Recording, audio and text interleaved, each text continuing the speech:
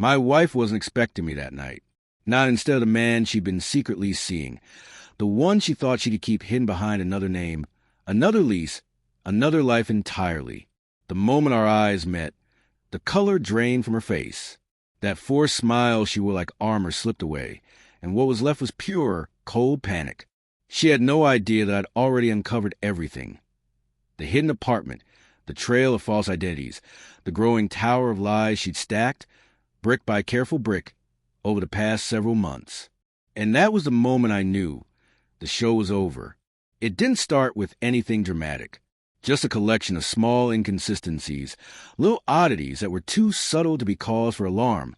At first, there were nights she came home late, disheveled but with no story that added up. Sudden weekend spa retreats with no receipts, no photos, and no mention of colleagues. Then there was a hoodie, a man's hoodie, one neither of us owned, forgotten on a kitchen chair. It smelled faintly of cologne, not mine, not hers, but lingering and intimate. She was too smart, too polished, always a step ahead. And I made the mistake so many husbands make when they sense the shadows creeping in. I gave her the benefit of the doubt. "You're just overworked," she said, kissing me on the cheek. "I'm just stressed out. I need time to unwind." She smiled when she said it. But once you've seen through someone's mask, their smile means nothing. Everything changed on a quiet Tuesday, a day like any other. She told me she had a business dinner. Networking, she said, and she'd probably be home late. I nodded, kissed her goodbye, and let her go. Then she left her phone on the counter. I didn't mean to snoop. I wasn't hunting for proof. But when the screen lit up, I couldn't unsee the message. Asterisk, Greg, can't wait to see you again. My place or yours. Asterisk, I didn't move. I didn't even blink. The world didn't spin or shatter. It just went still. That was the moment everything fell into place. No yelling. No confrontation. What I needed now wasn't a fight. I needed truth. Proof. I was going to expose every dark corner of her lie. For 2 weeks, I became a ghost of my own marriage. I hired a private investigator. I combed through her financials. I installed a GPS tracker under her car. I traced every move she made. And what I discovered chilled me.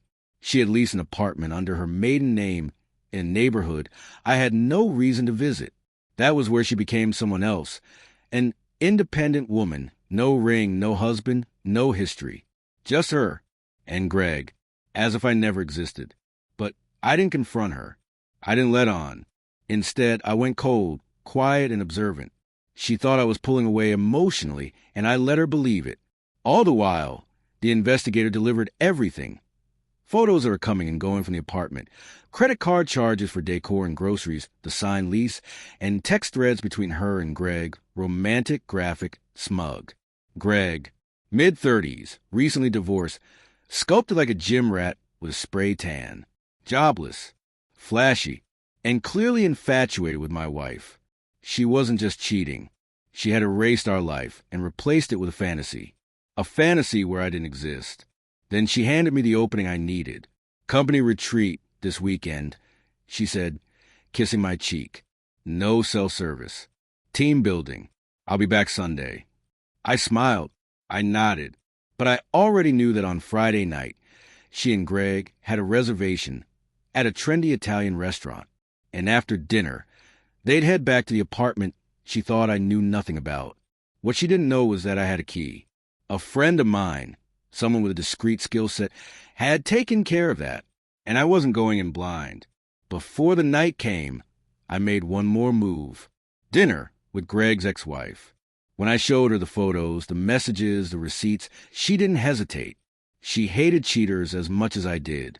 Together, we built the final step. The trap. All that was left was for me to sit there in that apartment and wait.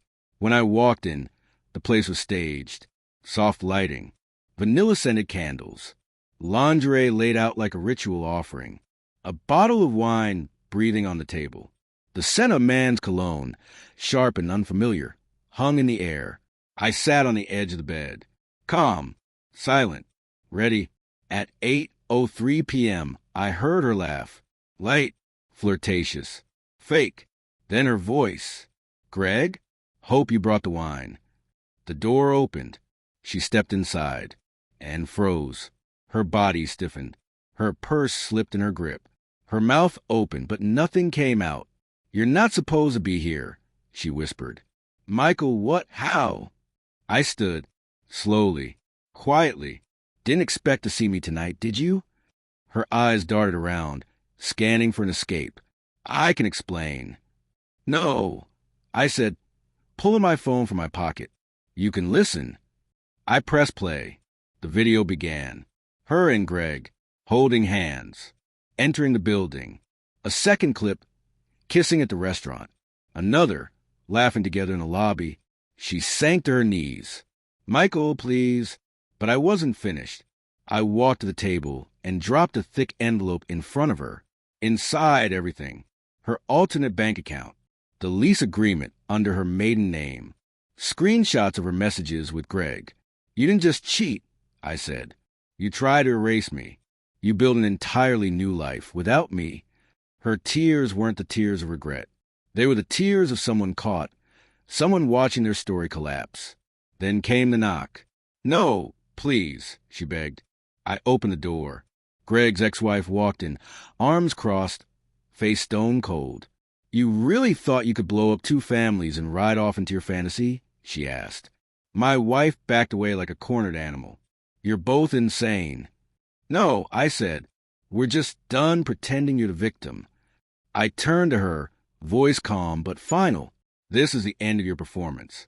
Tomorrow morning, your secret life becomes public record. My lawyer has everything." By the next day, it all began to unravel. She walked into our kitchen and found the divorce papers waiting. Signed, notarized, sealed with evidence she couldn't contest. She texted me that afternoon. Asterisk, "Can we talk about this privately?" Asterisk, "Please don't do this." Asterisk, I replied. Asterisk, "You made it public the moment you created a second life." Asterisk, her next message came in a panic. Asterisk, "This had cost me my job." Asterisk, I responded. Asterisk, "You should have thought of that before you traded dignity for motel sheets." Asterisk, her company had a strict morality clause, and I knew exactly who to contact. I didn't shout. I didn't threaten. I just submitted the evidence. Her intimate messages with Greg, her activities during company-sponsored retreats. Within 48 hours, she was placed on unpaid suspension. Meanwhile, Greg's life detonated too. His ex-wife posted screenshots, emails, and videos to a public forum, exposing every dirty secret. The final nail? Greg's own brother, who once made a crude joke about my wife at a barbecue, posted screenshots of Greg bragging about juggling 2 women in a group chat. It went viral. Sarah's image shattered. The polished, empowered social climber was now an internet punchline. Her friends ghosted her. Her gym pass was revoked. Even her own sister messaged me. Asterisk, I don't know what she was thinking. You're better off. Asterisk, then came the final text. Asterisk, you win. You got what you wanted. Can we stop now? Asterisk, I didn't reply. Not because I was celebrating. Because I was waiting. And just like I expected, she showed up. No warning. No fire in her eyes. Just a pale, shaking figure. My assistant peeked into my office. She says she just needs 5 minutes. I nodded. She walked in like a ghost. I've lost everything, she whispered. My job's gone. Greg left. No one returns my calls. Even my mother won't answer. I said nothing. I made a mistake. A terrible, selfish mistake. I thought I needed something new. I didn't realize what I was destroying. I want to come back. I want to come home. There's no home left, I said quietly. You burned it down. She stepped closer. But you didn't ruin me. Not completely. You could have, but you didn't. Doesn't that mean something? Not yet, I said, but it depends on what you do next. Tears streamed down her face. Please don't do this. I opened a drawer. Slid file across the desk. Photos, receipts, emails, legal documentation. Every clause she'd violated in our prenup. You don't get it, I said. I didn't destroy you.